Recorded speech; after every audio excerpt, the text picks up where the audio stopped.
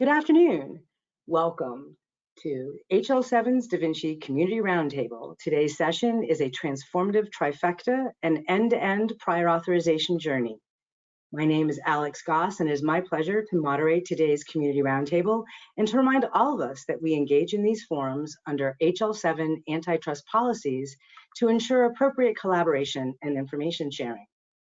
We're grateful for your participation in the April Community Roundtable, Da Vinci's educational webinar.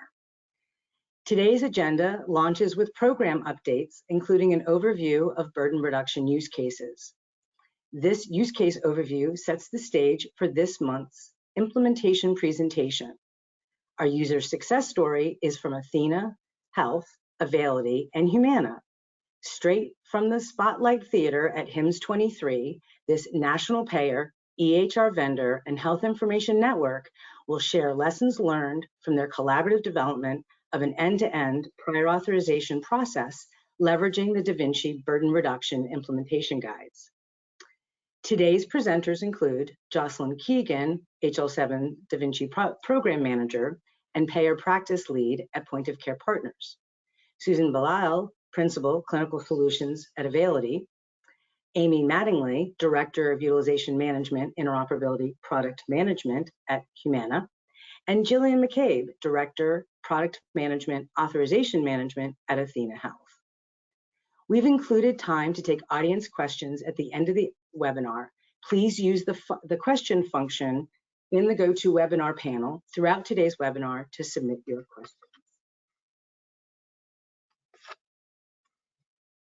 So let's dive in. In usual fashion, we will post a recording of today's webinars and slides on Da Vinci's video presentation page on Confluence. Da Vinci's communication lead, Leslie Amorose, will be posting links in the chat box to assist in locating that page and other resources you may find of interest. We've muted the lines today to aid our quality of the recording. Should you encounter audio issues, we suggest rejoining the webinar or obtaining the audio by dialing in using the number provided in your registration. Finally, we appreciate survey feedback, and we will solicit that at the end of our webinar. Our next community roundtable is May 24th. I hope to see you back. And I would like to dive into welcoming 3 new members to the Da Vinci community: OneUp Health, HealthLX, and Utility Health. As some of you may be aware, the Da Vinci Project is expanding its membership with its revised 2023 fee structure. Please consider joining if you're interested in creating and implementing standards that enable efficient value-based care information exchanges. We're particularly focused on missing stakeholder categories: small and community-based providers, regional, Medicaid, CHIP, QHP plans, and missing integration partners. Please consider this opportunity and contact the Da Vinci PMO with any questions or to start the process. The Da Vinci Project is successful because of its member organizations and the individuals who contribute their knowledge, talents, experiences to design data exchange specifications. As a part of our human-powered, multi-stakeholder-driven project, we annually recognize champions nominated by their peers. The attributes of a champion include industry above self, passion for making the healthcare system work better, supporting others, and promoting change. This year, the recognition goes for 2022 goes to Susan, who's presenting today from, she's a Principal Clinical Solutions at Availity. Caitlin Campy, Digital Interoperability Product Owner at Florida Blue. Kyle Johnson, Software Developer at Epic. Tom Loomis, Architecture Senior Advisor with an interoperability focus for Evernorth. Michael Marchant, Executive Director of Interoperability for UC Davis Health. Ezequiel Morales, Architecture Senior Advisor for Interoperability at Evernorth Health Services. Snapper Plowen, Associate Director of Marketing, Content, Creation, and Distribution at MCG. And Matt Schuler, Health IT and Industry Standards at the Blue Cross Blue Shield Association in Interoperability Solutions. We are very grateful for their contributions and the various roles they fulfill in advancing patient care through value-based care programs, and are appreciative of our ability to share the class of 2022 champions with you.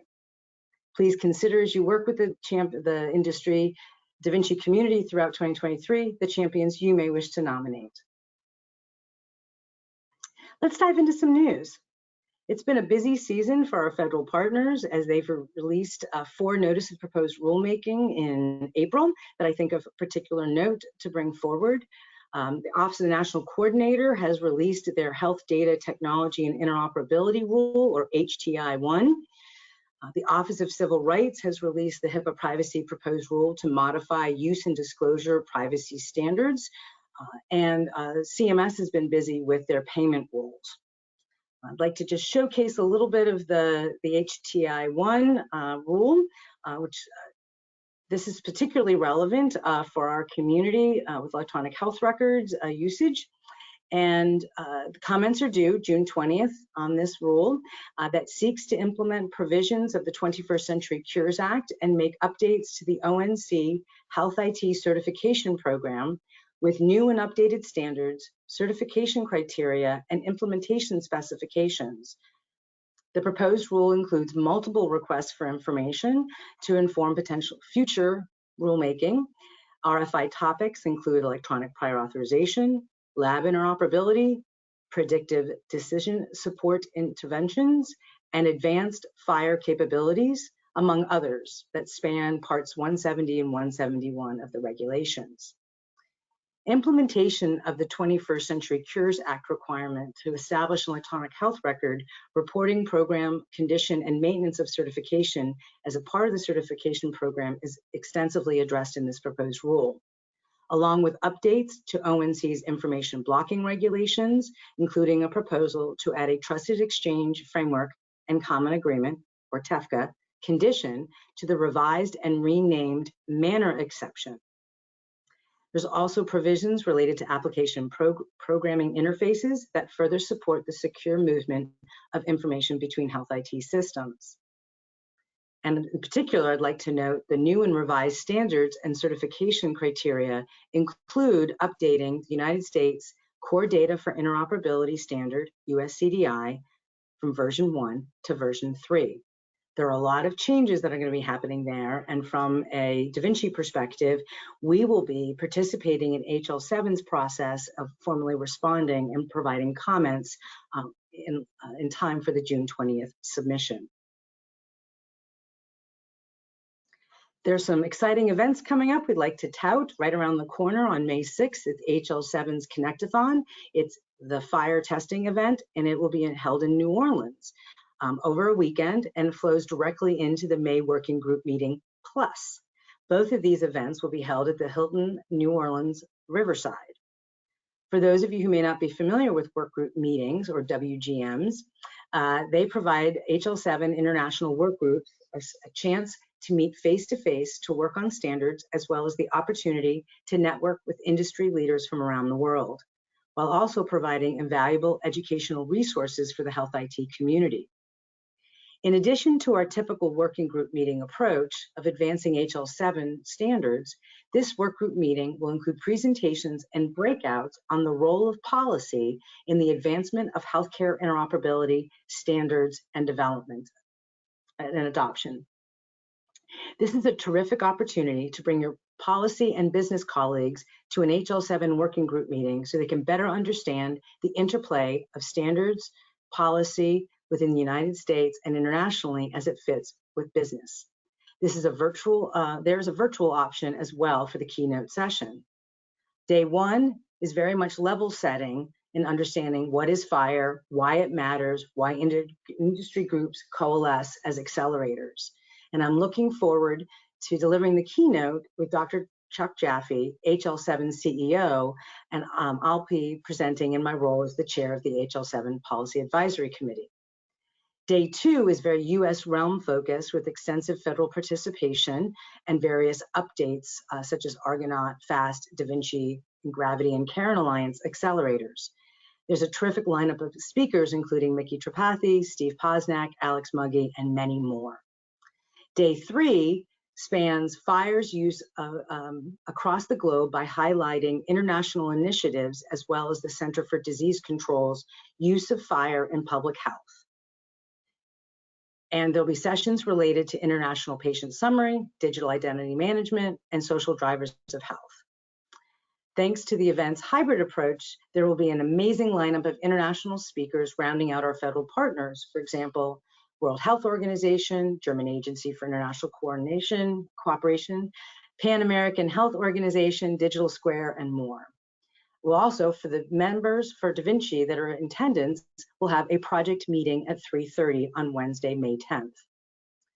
The fourth day of the Working Group Meeting Plus brings additional federal agency and accelerator updates with a focus on Vulcan, the Research Accelerator, and Codex Accelerator as well. In addition to the 4 days of presentations, there will also be deep dives into implementation guides and discussion around USCDI version 4 and various versioning and IG dependency conversations. I encourage you to check out the robust agenda on the HL7 website and consider attending. There will also be tutorials available, and we have a slide that'll be included in today's posting of our presentation slides that highlight the Da Vinci specific sessions as seen on this slide, as well as key links to help you with attending. Without further ado, I would like to invite Jocelyn Keegan on screen and ask her to take over the next session portion of the presentation. Awesome, thanks. You'll see a lot of tag teaming today. Thanks, Alix, for getting us organized and here.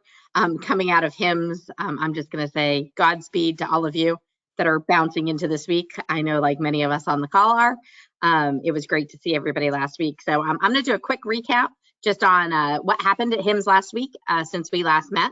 And as you'll see, like today's presentation, we will redux many of the on-site presentations that our members were able to do to really show Da Vinci in action over the coming weeks and months, you know, in as many venues as we can get them. So if you'd like to leverage some of this content, you know, it's really, you know, pretty turnkey at this point in time. So just contact Leslie or I if there's a place you think that some of this messaging needs to be heard.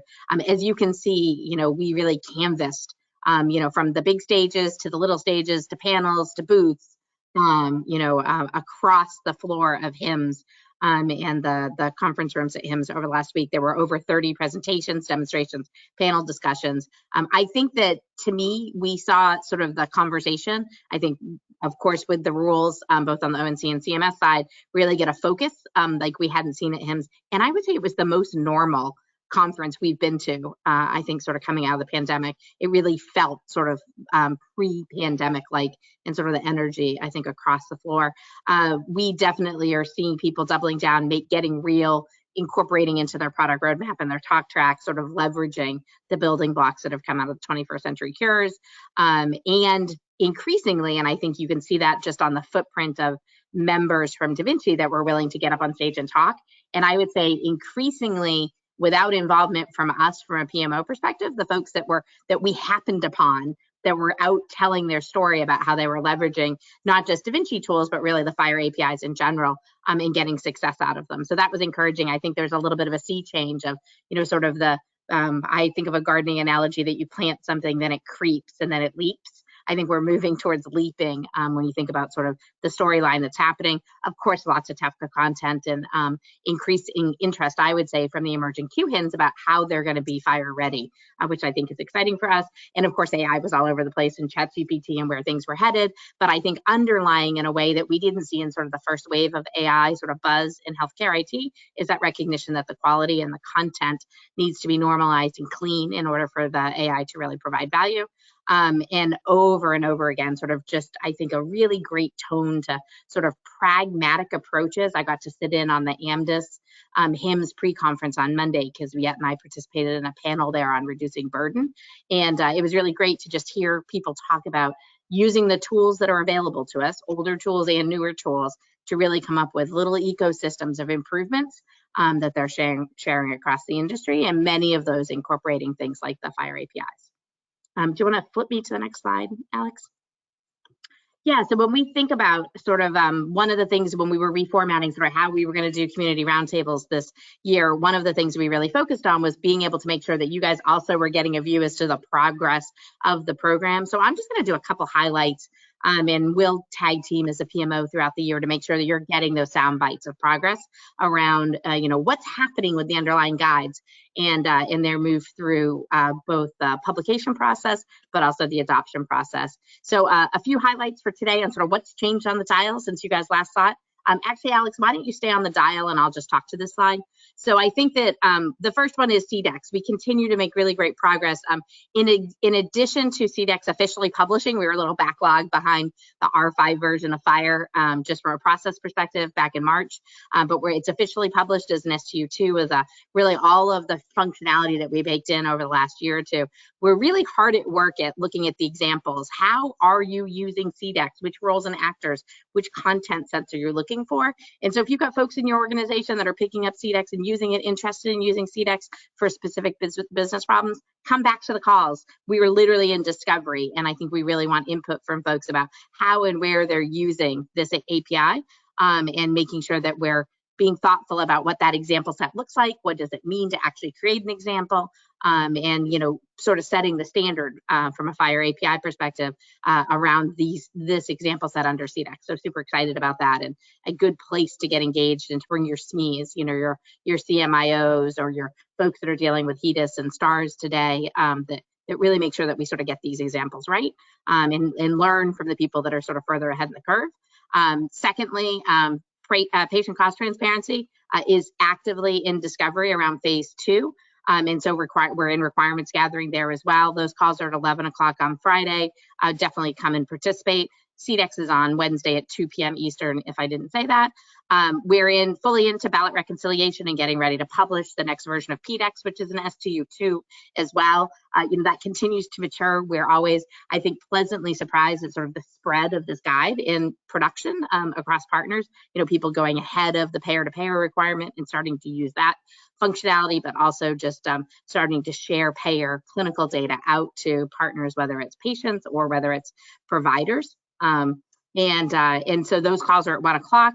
And I'd say that those really are a mix of sort of clearing out the last round of comments, but also, there's active implementation support being done on those calls. So, and there's a good community of folks that are able to answer questions. And then burden reductions, PAS ballot reconciliation is actually done, and the tickets are being applied to the IG and reviewed with the community. Those calls are Thursday at 4 p.m. Eastern. We actually split apart all of the burden reduction calls just because of the volume of work that was going on there. And basically we need some help QAing the guide. So if people haven't been looking at it recently, we could definitely use fresh eyes. And then CRD and DTR, I'm going to talk about these guides a little bit more generally because that's what our topic is today that we're highlighting.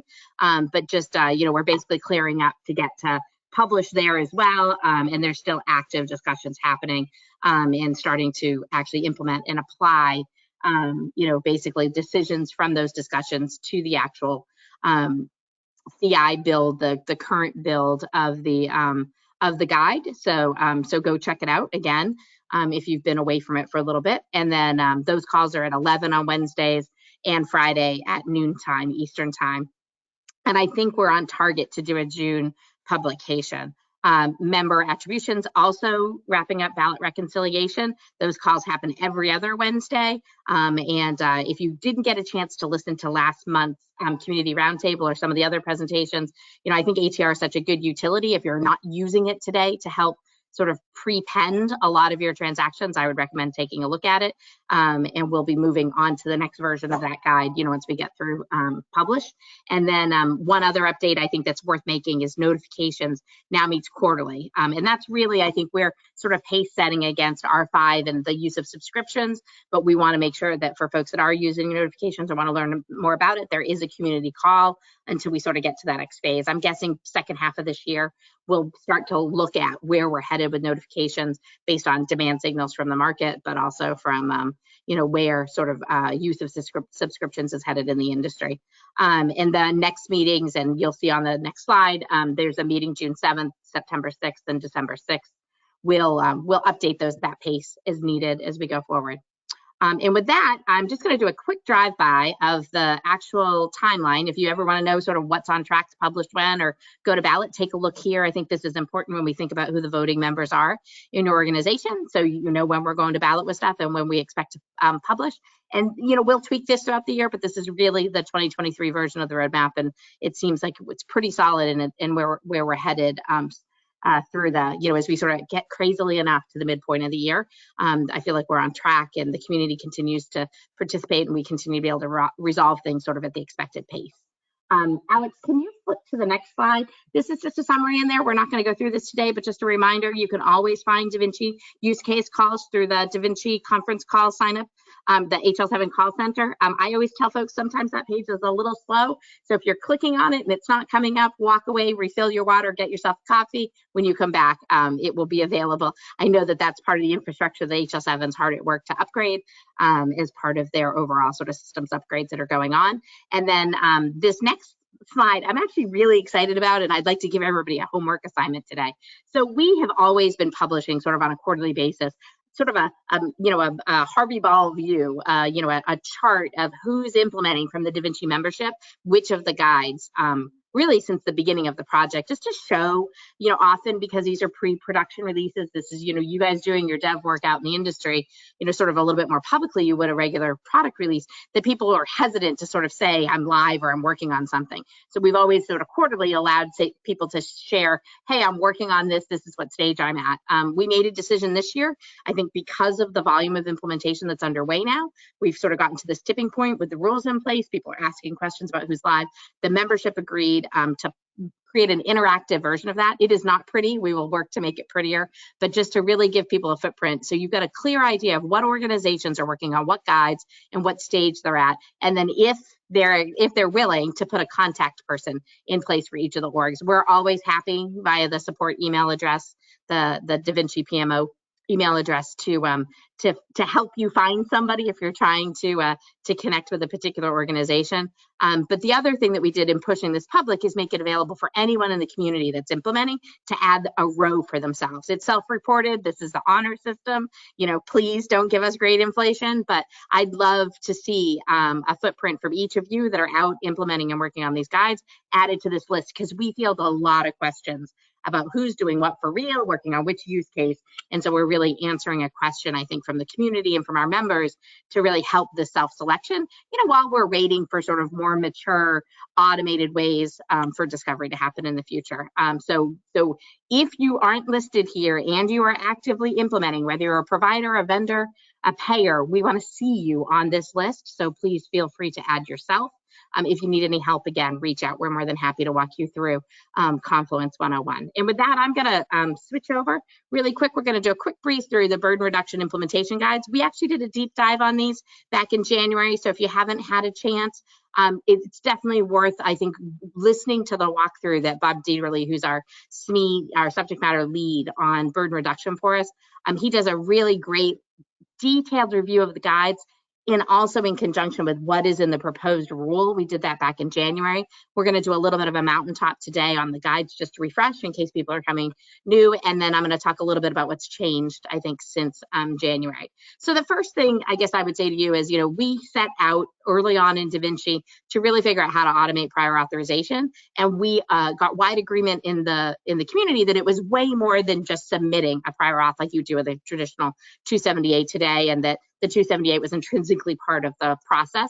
So what you'll see here is really a three-step process that we think is going to create the transparency needed and the understanding of what requirements are in place for people to really be able to not just automate PA, but to reduce or remove the need for prior authorization by creating more transparency between the provider and the payer, but also I think often the patient being able to have this sort of real world conversation with their provider about what their options are, what their coverage is. So coverage requirements discovery simply allows somebody to see, you know, whether or not something requires a prior authorization, whether it's covered by their plan, documentation, templates, and rules. the next step really allows somebody to understand what are the requirements, what does medical necessity look like for this particular payer, for this particular patient. And then the last step is prior authorization support, which is if and when you need to do a prior authorization, how do I pull the data out of the EHR, augment it if there's not information there that's missing from what the payer is looking for data, and then crosswalk that back and forth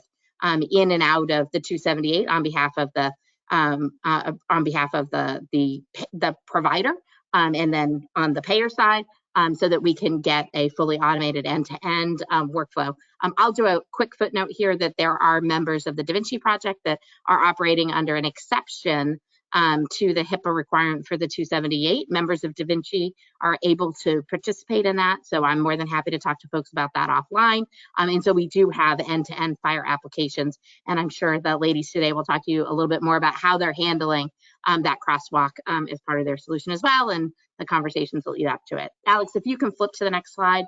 For each one of the guides, and we're going to do sort of a quick walk through this, we essentially have sort of what's happening with the guide today maturity-wise and where you can get involved. I'm not going to go through this in detail today. Suffice it to say that there's active development and, as you heard, ballot reconciliation happening across each of the guides. For CRD, really at this point in time, it's referenced in reg. All three of the guides are referenced as part of the Part D solution. And there's active development happening across the industry by many different stakeholders. And I think if we think about where we're headed over the next few years, CRD is sort of the first step that we're seeing people pick up and be able to answer that question. Is prior auth required for this particular patient at a given point in time? Are there predecessor steps that I need to get to? And if there are, what's the documentation that I actually need to payload sort of include so that I can ensure that I can get coverage for this particular service when I submit it for payment. We're actively, pulling information, expanding the example sets from an industry perspective.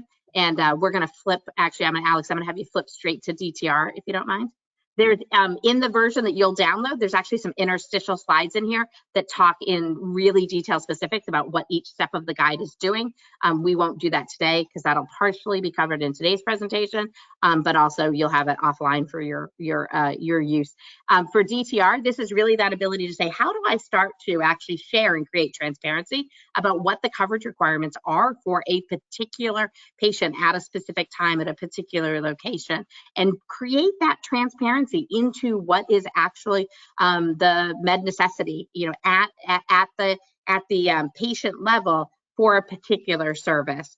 And the goal here is really, not to give people sort of the answers to the questions, but to really be able to show what criteria is, and allow a provider, I think, to have a conversation with a patient about what their options are, and if there are other sort of steps that they need to take, or if there's missing information in the medical record, to identify that now and capture that information. And there's some new work that we'll talk about in a second that's being added into DTR, which I think is going to make it, as flexible as possible for us to capture that information. And again, sort of cut down sort of the amount of back and forth that happens when a typical PA is submitted today. Again, referenced in proposed federal regulation. We are seeing, really across the board on all three guides, lots of participation. I think that if we think about where sort of the payers are at this point in time, our early adopters are really tackling DTR in earnest today. And there's lots of really great conversation talking about how some of the technical components of this service, this API, is going to function, that we'll dig into in a minute. Then I'm going to have you flip me two more to the PAS slide. Again, you just heard me give the update that PAS is really sort of check the box for the next version to be published. There's two things happening here. In the FHIR only solution, it really is about how do you get that payload of FHIR information over to the provider to be able to make a determination, and when and if the X12 278 is required, or if a particular payer supports the 275 as well. How do we crosswalk between those two worlds? And I think this is important to note, because I anticipate in the current world that we live in that everyone is probably going to be required to implement the 278, just as it stands today, and where we are sort of in the approval process or the review process with the exception. But I think what's important here is that because our initial go lives have been with folks that are doing fire end to end. I do think that finding the folks in your organizations that really understand the 278, understand those data points, and can learn the fire side if they don't already know it.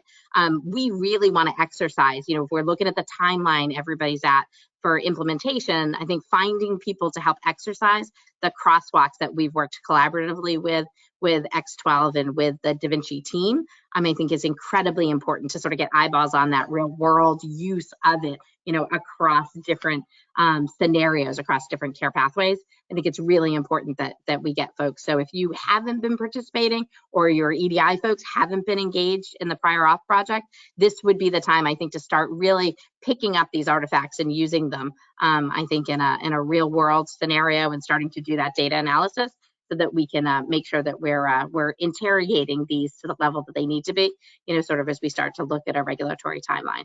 And with that, I'm going to flip us to just, this just shows, I think, a lot of what I've talked about here. If we think about sort of the workflow itself, we're really looking at this ability for the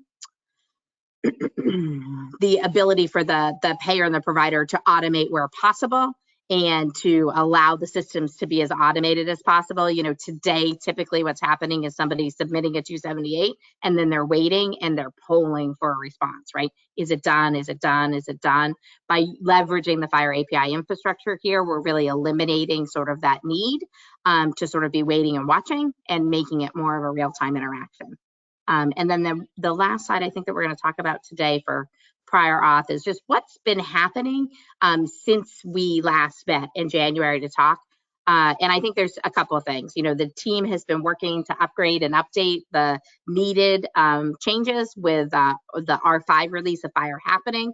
And so there's a couple capabilities are in, as I mentioned, sort of the, sort of removing that need to be constantly polling. And then I think that the sort of the main components that sort of feature functionality that we want people to be testing is adding the capability that if additional data is still required and requested, how do we leverage CDEX and create the scenarios necessary to use CDEX to be able to share that additional documentation with signature if required, depending on where sort of the regs head. And then I think the last piece there that we want to be able to highlight as far as differentiated is really this idea of implementing DTR, the questionnaire functionality. And I think that there's a few pieces in there. I think that we're really looking at how are we, is everybody sort of ramping up the curve of learning how to leverage CQL, clinical query language. One of the things that we want to make sure is that we're really ensuring all of the ways that people are looking at implementing, so we can get consistency from an implementer perspective with the folks that are going to be pulling on those requests for CQL. So how are people implementing CQL to make sure we're being as prescriptive as needed, and no more as sort of people are orienting to them where are they using CQL in their interactions, so that as app developers and EHRs and other integration vendors are adding these capabilities, they're having a similar API experience across all the different payers. And then I think the last piece is really exercising the ability to be able to pop up questionnaire and use questionnaire functionality for where there is missing data that isn't already at rest in the EHR, so that, again, we can start to create a more consistent experience for the end user, whether it be a provider, somebody in a back office, or a different interaction, to be able to populate that information to get to that level of automation that we want to be able to get to. And with that, I am going to pause for 1 second. This is, I'm laughing at all the red links here. This is, we're not screaming at you. This is basically all of the places where you can get resources. Again, sort of we live and breathe off of Confluence. But we gave you a quick cheat to be able to get to all the resources for burden reduction, to be able to get involved in the calls. You can see the slides there from that community roundtable in January is there, as well as the recording. And then I would highlight, Da Vinci gave some pretty meaty feedback to CMS on both attachments and the Interop 3 proposed rules. And so there's links here to there's a industry portion of the main homepage on Confluence for Da Vinci that you can pull those documents right off of what we actually submitted to our colleagues at CMS. And then with that, I'm actually going to turn it over so we can get to the user story, the storytelling portion. And I'm actually really excited because I had a conflict. I was presenting at the same time this team was presenting at HIMSS. Super excited to start to see more of our colleagues talk publicly about their progress with prior authorization out there in the industry. And so looking forward to hearing Susan from Availity, Amy Mattingly from Humana, and Gillian from Athena tell the story. Come on screen, ladies. Tell a story about where they are and how what they've learned sort of along the way with implementing end-to-end prior authorization using the FHIR APIs. Look forward, I'll come back on when it gets to Q&A, but really looking forward to hearing you guys tell your stories today. Thank you. Thank you, Jocelyn. All right, so as Jocelyn mentioned, last week we did have the honor of speaking at HIMSS to talk a little bit about the work that we have been doing. Really, she gave a great lead in to this topic because this is exactly what we're working on, is how are we implementing, or how we partner together to implement the Da Vinci specs for burden reduction specific to prior authorization. So we have partnered together and have a live integration currently in production. So I wanted to tell you a little bit today about what we have implemented and how we are continuing to move forward. So with that, I will introduce myself. My name is Amy Mattingly. As mentioned, I am a director over our clinical interoperability at Humana. Gillian? Hi, everybody. I'm Gillian McCabe. I'm a director of product at Athena, working on our authorization management product. And I'm Susan Bellile with Availity, and I'm involved in a lot of our interoperability work. Thank you. So the graph on the left looks very similar to what was just being shared, but wanted to first really walk through what did we implement? What does this look like within our workflow from a process standpoint? And so as you can see, there are the three phases of this that were absolutely broken down in previous slides around coverage requirement discovery, documents and templates, as well as that actual submission of the authorization. We chose to implement this in that same three-phase approach, implementing use case 1 around the CRD first, and then we actually did implement 2 and 3 phase, but didn't roll them into production until we could do it all together, just based on the functionality and workflow. So wanted to walk through each one of these steps of what we did and what that workflow looks like from a provider standpoint. So for first, the CRD. So this works, it starts off within the Athena workflow where Athena on request would use CDS hooks to call FHIR-based API to get a real-time response on whether or not an authorization is required. Not only will we get information on data, but also if there any validation information that's needed. So for instance, member information is not valid, provider data is invalid. Any of the additional information we would send back at that time if we need that additional information. This absolutely processes through Humana-owned logic, so we are always kept up to date on like PAL and auth requirements. So Athena does call that, and we return real-time responses back. Within that response that comes from Humana, if an authorization is required, we do have, we call out using our response codes on whether or not a questionnaire is required, whether additional clinical documentation is required.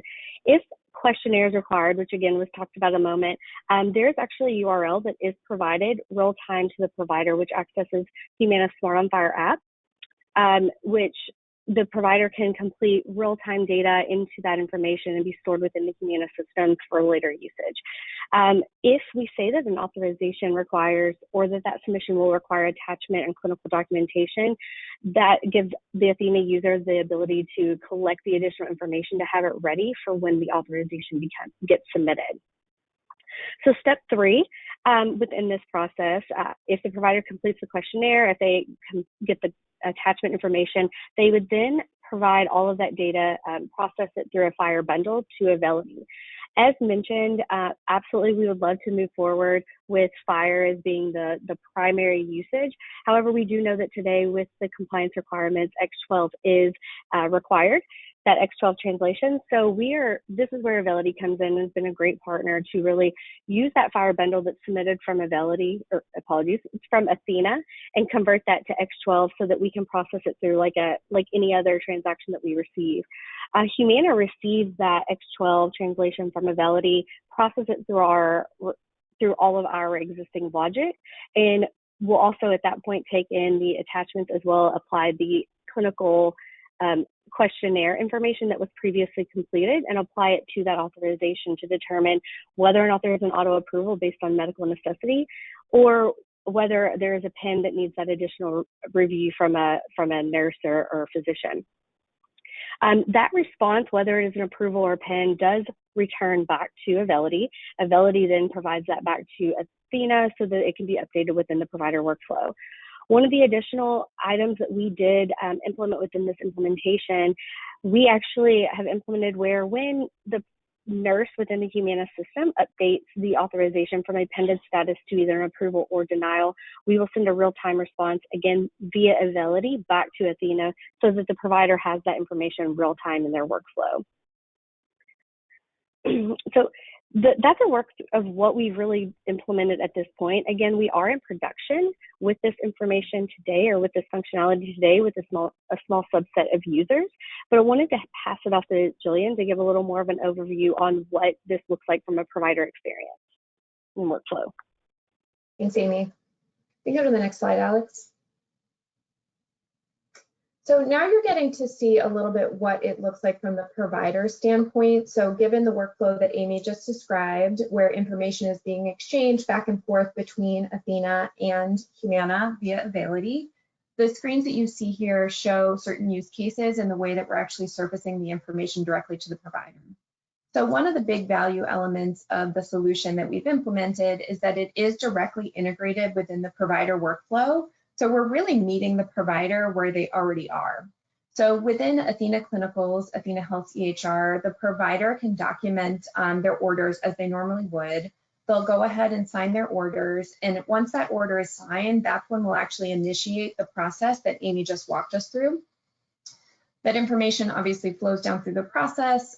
We get information back to Humana, and depending on the nature of the response back from Humana, will surface certain kind of description or other elements within the provider workflow. The examples that you're looking at here, we have a not required response. So in the event that Humana is able to respond back and indicate that based on that specific clinical scenario, an authorization is not required, we can go ahead and surface that in near real time to the provider. They'll get that information. They'll also have available to them at that point the called reference number. That reference number can then allow them to really proceed on with any downstream activities, whether that's scheduling or really the direct delivery of care. And they can really have confidence that any additional billing that might happen, they've got that sort of reference number to tie back to this part of the process. And so that can be used obviously to have any continued discussions downstream during the billing process. In the event that it's not an immediate response, whether it's a no auth required or an approval, if it does go into a pen status, we'll want to surface information as well around that within the provider workflow. So the screen you see at the bottom indicates that it is in progress with Humana. This really helps to demonstrate kind of the transparency that we're hoping to bring to providers in this process. And then, as Amy described, as soon as more information is available from Humana around a determination for that specific authorization request, that will seamlessly flow through the system and be updated automatically within the provider's view. So hopefully that little purple in progress icon flips over to a determination, whether it be approved or denied. Within the Athena system as well, we have other kind of aggregate views, trackers, if you will, that as well would kind of update with that information as it flows downstream from Humana back into Athena. So we'll go to the next slide, Alex. So really just to summarize the value and benefits that many of the sort of entities within the healthcare ecosystem experience with the solution that we've implemented. Of course, we have the patient, really the essential component in all of this. And by removing the human element, so if we weren't using the solution as described, right, oftentimes this would involve a lot of multi-step processes that are manual and create a lot of friction in the overall workflow.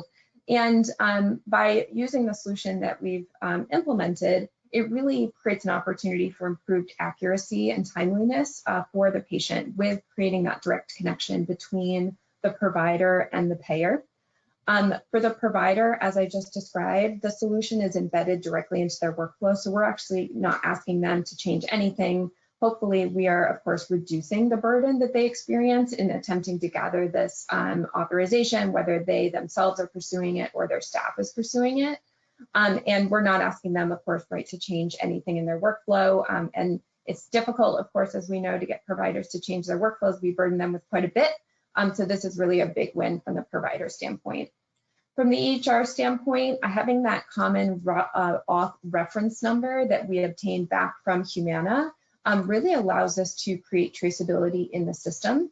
And as soon as we get that determination back, if there are additional downstream activities, presumably scheduling, charge entry, billing, we're now able to trace this event through the system with a lot more clarity. And that, of course, benefits the patient, the provider when it comes to a billing standpoint, but it also benefits us from an EHR standpoint in our ability to kind of really discreetly understand the flow of work throughout the system, being able to kind of analyze and understand, you know, where do we need to improve, where do we need to do better. Now we really have that breadcrumb that chases it all the way through.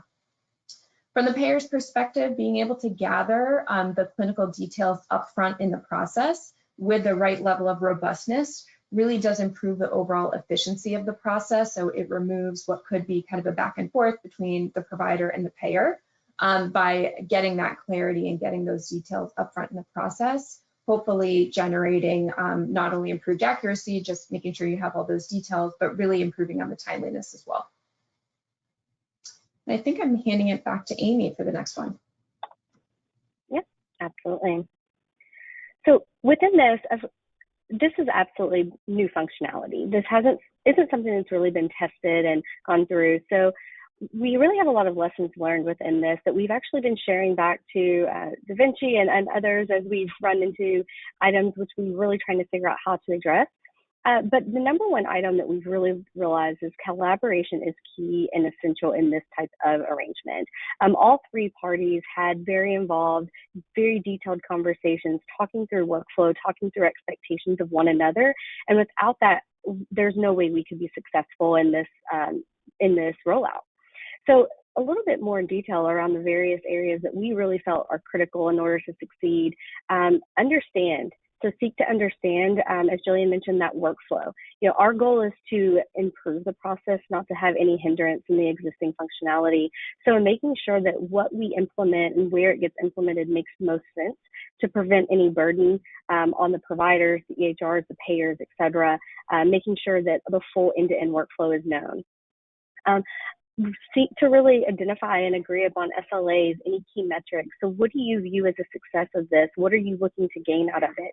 Understanding where each party is coming from to understand their goals and their metrics and what they'll be measuring up front. That's absolutely key, so you can ensure you're all aligned with the same goals. Even if you are measuring different things, ensuring that you understand where there's questions and concerns to be able to support one another. Alignment. So this one is a little bit more tactical, but something that we've learned further on in the process of really aligning even terminology. Payers, EHRs, providers, we speak different languages at times. The same terminology can mean something different to each of us. So a very, very straightforward example is a success versus a failure of one of our calls. So for instance, from the CRD, whenever we did Humana says a successful response is any time you make it through the system end to end with a response, no matter what that response is, it came through the full process. So in our views, you know, our terminology of success is different, where Athena was saying, well, it's successful to us if we receive that an auth is or is not required. So things such as those validation errors I mentioned may not be initially accounted for as a success in their view, because that's additional work required for the provider. So again, aligning on that terminology is critical. Reviewing the Da Vinci implementation guides seems straightforward, but clearly these guides are always changing. So making sure that everyone is working from the same set of standards, everyone has the same understanding of what we're trying to achieve with this ever changing, and also understanding that again, it's changing. And so this isn't a one-time rollout. We're going to continue to look at opportunities to continue to expand and improve what we're currently doing, just as the Da Vinci teams are doing.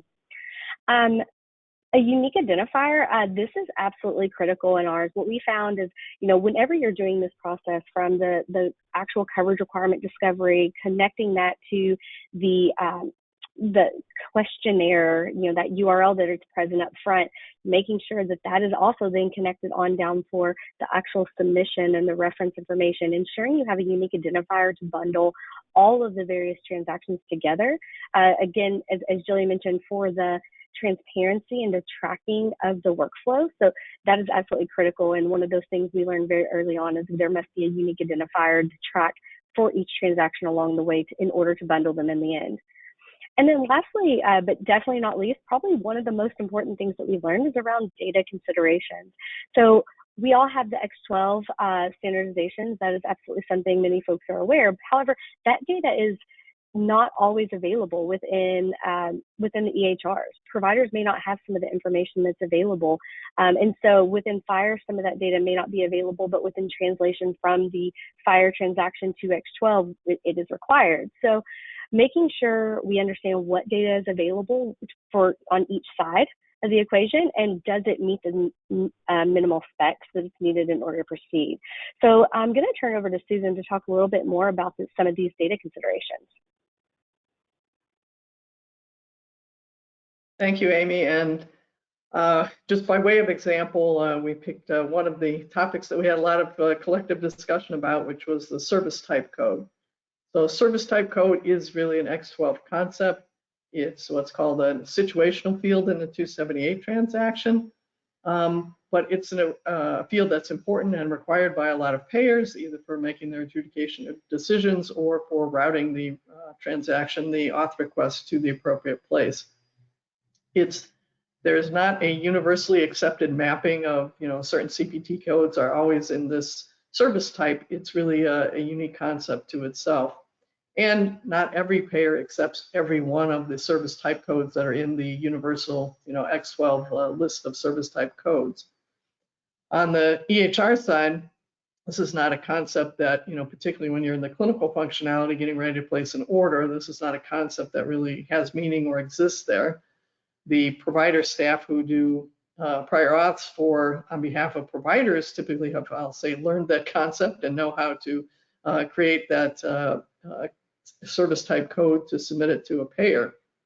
And when we started on this path, the PAS implementation guide and the mapping that X12 provides between 278 elements and FHIR had a mapping, but did not at that time make it as a required element. So this is just one example of several of these kinds of situations that we came to, and following on Amy's theme of collaboration, when these things came up, we all talked about it. And over the course of this project, I would say in some cases, the Humana as the payer said, well, gee, we've had this rule, but are we really using this to make our decision? Is this a critical piece of data? In some cases, Athena had to make an adjustment to say, well, we're not capturing it. We understand we're going to have to find a way to do that, to populate it in order for this process to work and for the 278 to be a valid submission to Humana to get a decision. And then in a number of cases, we submitted our suggestions to the Da Vinci for the next version of the PAS guide. We'll have a number of modifications that were prompted by some things that we submitted. And likewise with the X12 mapping, as we've run across things, we've provided our input to that process as well. You can go to the next slide. So it really represents, I would say, following on the theme of collaboration, there's certainly been great collaboration among the three organizations represented here on the call. We knew we were going down a path early on. We were glad to have the PAS implementation, really all the three Da Vinci implementation guides to start on the process. We encountered issues. We've been meeting weekly for, I think, well, over a year for sure, to deal with these things and come up with solutions. And then again, we have provided that feedback to Da Vinci, and that's really what Da Vinci is, all about. And it's been a great process to have on the Da Vinci calls, all payers, vendors, provider organizations, EHRs represented, because the more that everyone contributes to these guides, the better they become, and the better the more implementable they are for the next group of folks, which is what I think collectively we're all trying to accomplish with burden reduction to make this process easier for all parties. And this is particularly, I think, a use case where everyone benefits when the process is improved. Go to the next slide.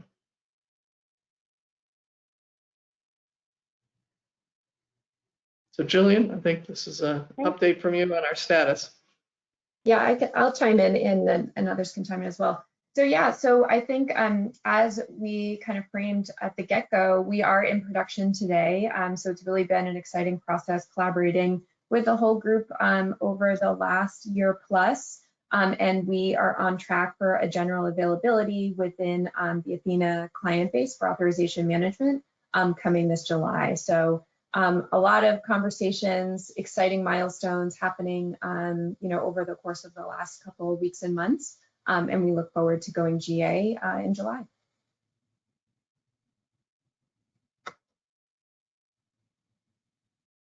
All right, well, thank you for that tremendous overview. It's I know I have a variety of questions, and I'm going to ask Jocelyn to come on screen as well. I think she has a couple questions that I'd like her to start out with. We have some audience submissions, and I'll hold my questions till we get through those.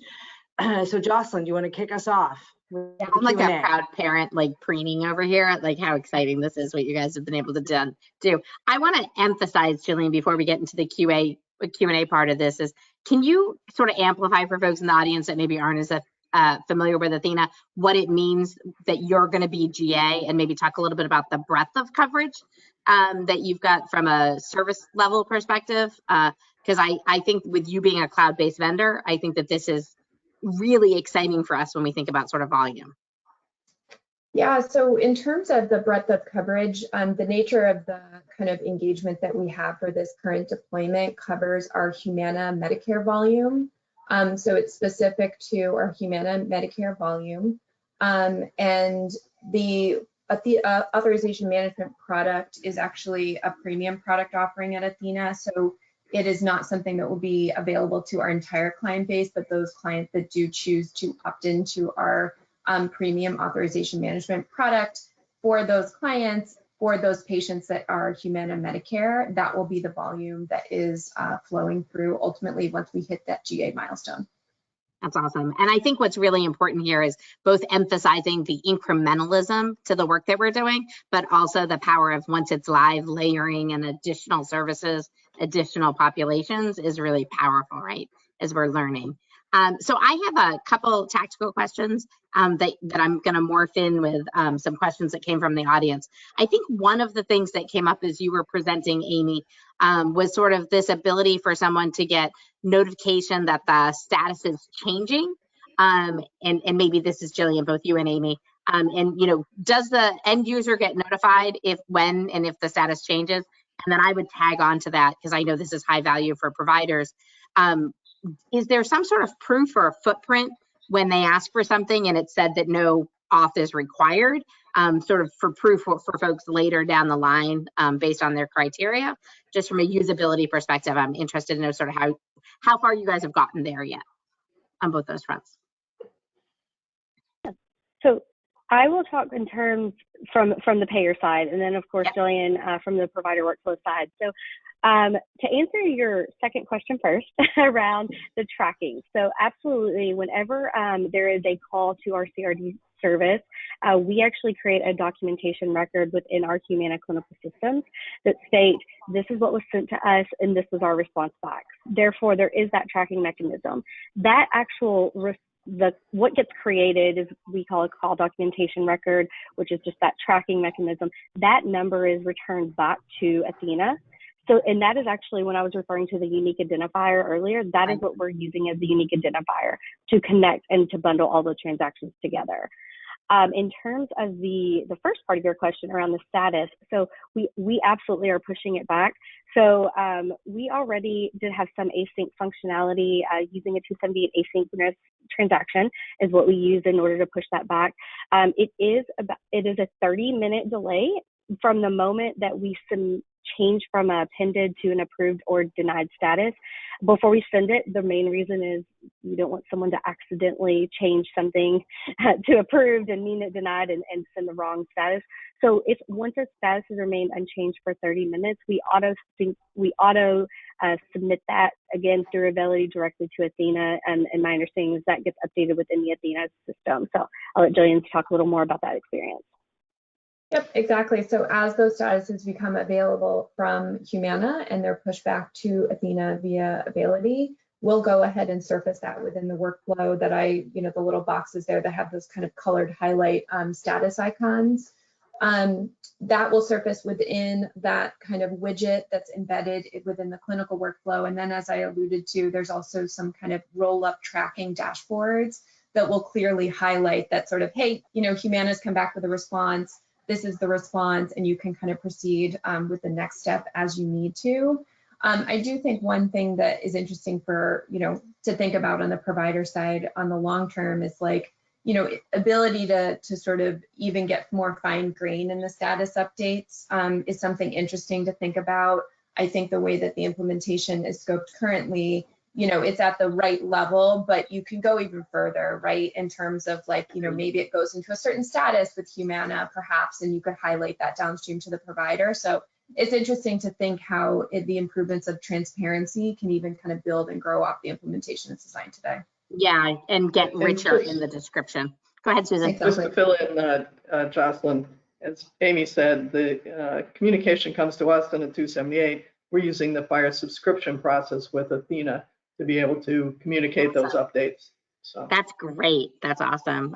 So we can get out of the people sitting at a desk going, is it done? Is it done? Is it done? Right? Exactly. Polling work that they do today, often manually. So there's a sort of bundle of questions, as you can imagine, sort of excitement around what did it take to actually get your medical policies sort of upended into a place where they could be used via API. There's a few different variations around that. Amy, I know you guys have been on this pathway around automation long before Da Vinci, but maybe if you can talk to folks a little bit about sort of what that process was like.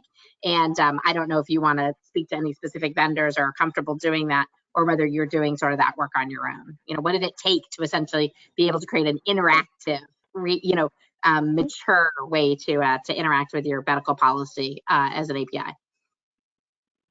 Yeah, so one thing I would call it, so within our response, we don't actually list out, here's all the criteria you must meet in order to do so.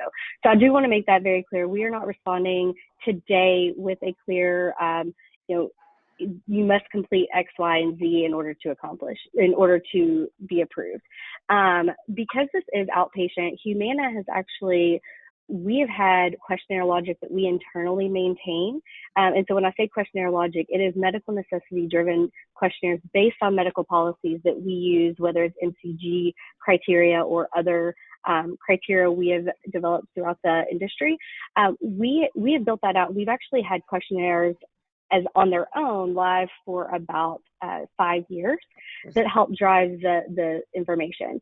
So we don't necessarily return, if you answer this, then you will get an approval or you meet standard. What we do is gather the key information that our clinicians will need. And if all of ours, if all of the medical necessity is met based on your responses, and and absolutely the providers is when they complete that, the assumption is they are completing it accurately and they have the clinical documentation to back that up, it will auto approve. So it auto approves it, so we don't even need to do that clinical review.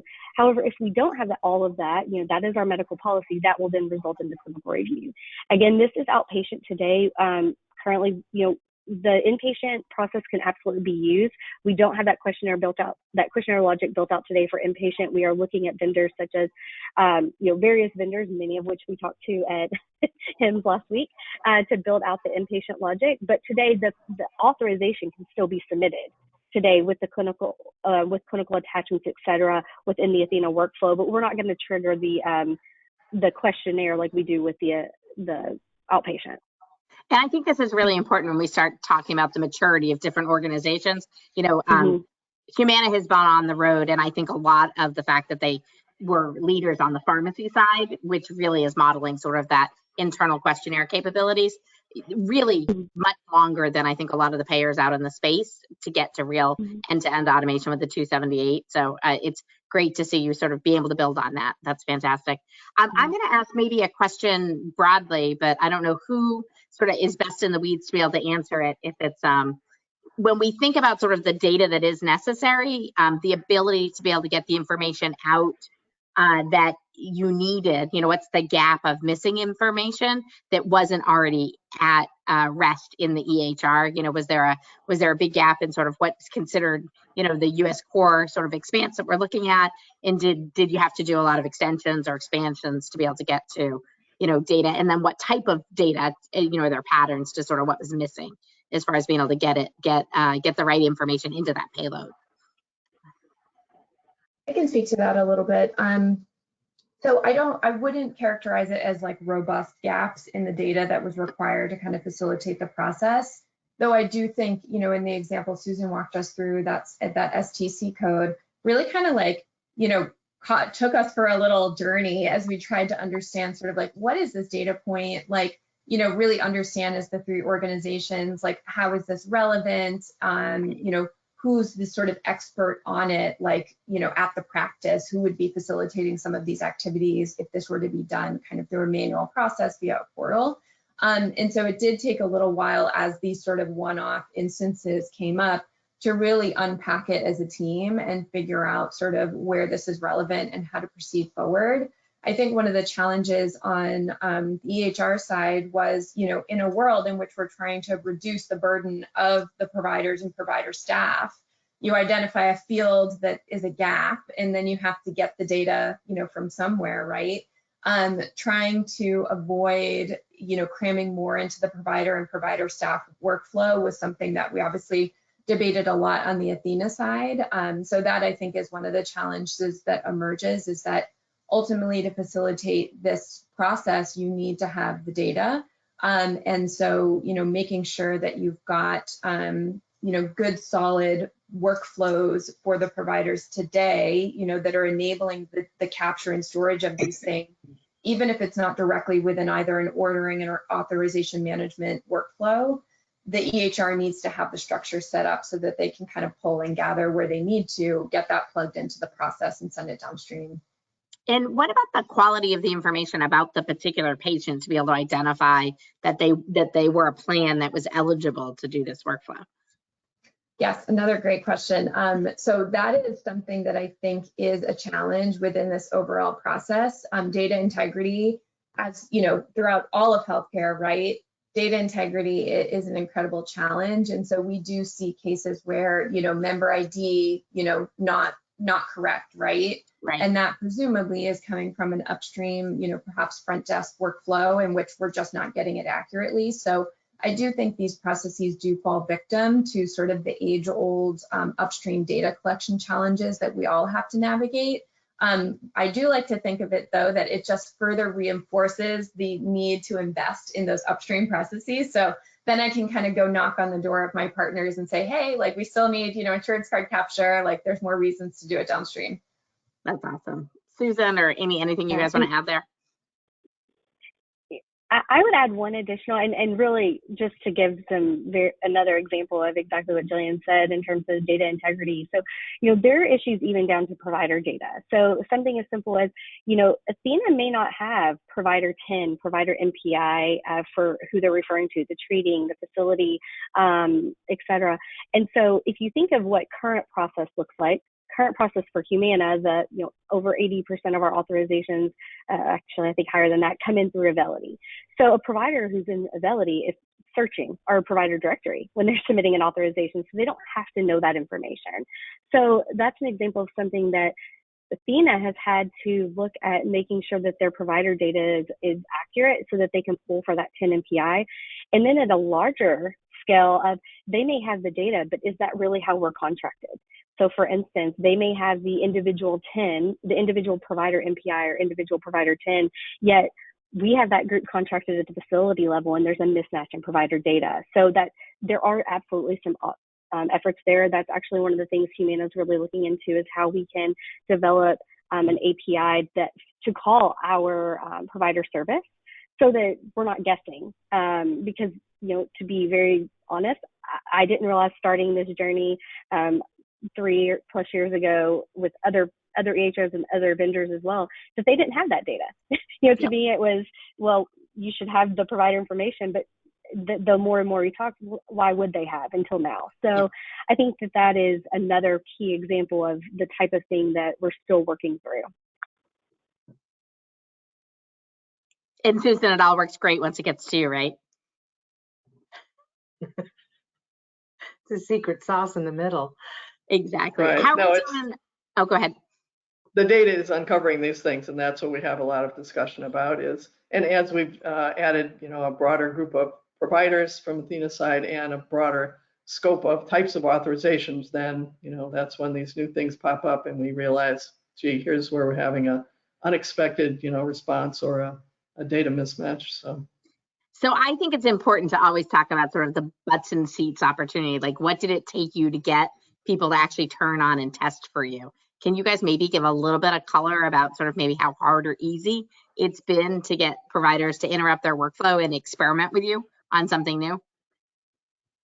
So I think that's where, like, there is a nuance that's worth noting in terms of kind of the deployment of this. So on the Athena side, I think most importantly, with the way that it is directly integrated in the provider workflow, it's not really a sell, right? Like, they just do what they do. And now, instead of having kind of manual navigation through the Availity portal to, you know, obtain that authorization for that Humana Medicare patient, we're just plugging in the socket and saying, oh, okay, we're going to do this automatically. So I think that position and sort of the value is an easy piece to sell. I think the one nuance to know on the Athena deployment is that because this is a premium service, we actually have an operational processing component to it. So there are some parts of this process that we kind of take behind an operational wall. So truly, because of this nature of this deployment, the provider is essentially none the wiser in terms of the how we're doing it. And they just get the great benefit of those sort of near real-time responses, great transparency. And then, you know, on the operational side, this flows within our operational processes anyway. And so it kind of just makes sense, you know, for both parts of the business.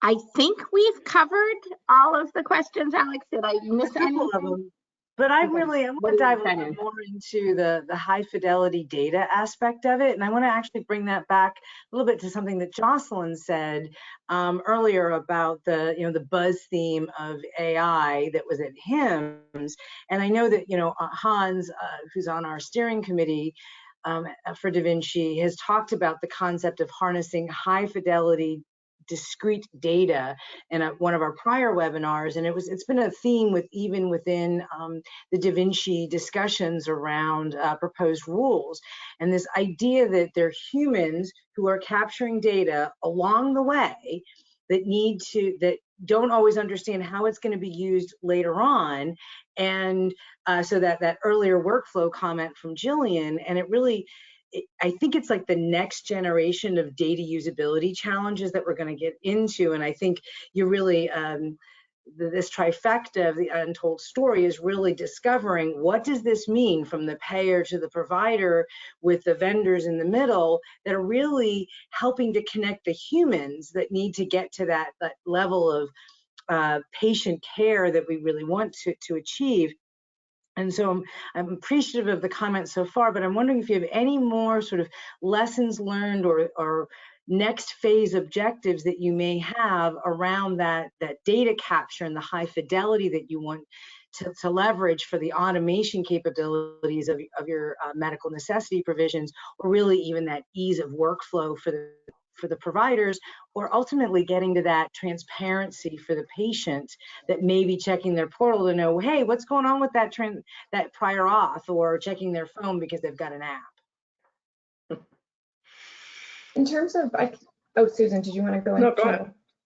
I was just going to speak just a little bit on the high fidelity data part of your comment, Alix. So one of the things we are doing with certain data points that we collect is that we are making sure that if this is a data element that previously was not in our database, that we need to create a data store to enable to get this flowing downstream. We are, of course, now collecting that within our database and then figuring out how can we do feedback loops so that if we're capturing a certain data element, we can capture it a couple times, perhaps validate it, and then have it actually feed into the process in a meaningful way. So perhaps in the future that looks like, okay, an intelligent defaulting for the provider so they don't have to scroll down through a couple of different selections. We can actually ease a little bit of the manual aspects of their process by using the data that we're collecting to create those feedback loops and inform the overall process. So that's something we're thinking a little bit about on the Athena side. Susan? Yeah, I would just add, that currently I'll say, supporting clinical data that Humana requires and that Athena is providing is coming across somewhat through the questionnaires and potentially with still an attachment, which, is still a document. So we're still evolving along the way to the point where, theoretically we could pull the actual individual data elements right out of the EHR that are only the ones that are required for that particular authorization. So there's lots more fun things for us to tackle going forward.